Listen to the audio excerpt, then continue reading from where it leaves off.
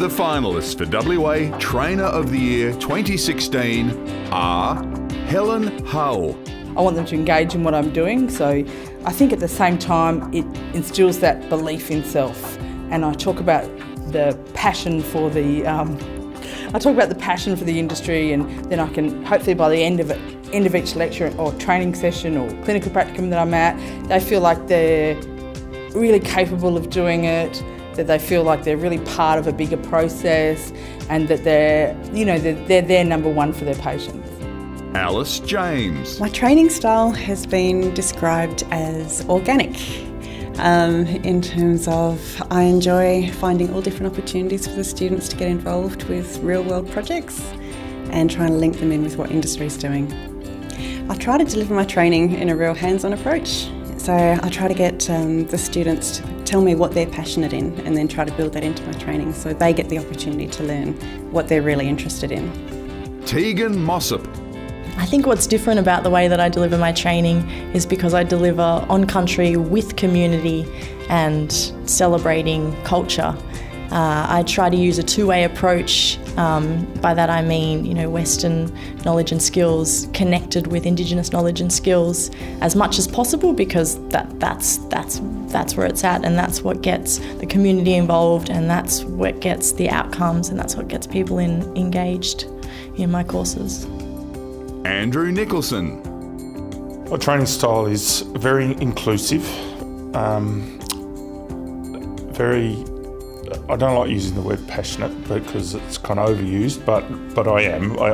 So I'm teaching in sustainability type things. So horticulture, conservation, land management, forestry, they're all to do with making the planet a better place. So I try and bring that enthusiasm there. Thankfully, most of our students already have a germ of that. That's why they do what they do. I just want to flame it, fan it into life. The WA Trainer of the Year 2016 is Tegan Mossop. Now, Tegan will take home a $5,000 training grant, courtesy of the Training Accreditation Council. And Tegan, you'll also be going on to represent WA at the Australian Training Awards in November. Congratulations. As we heard, you work as an access lecturer in Fitzroy Crossing, so perhaps a little bit about what inspires you as a trainer. Well done and congratulations. Thank you.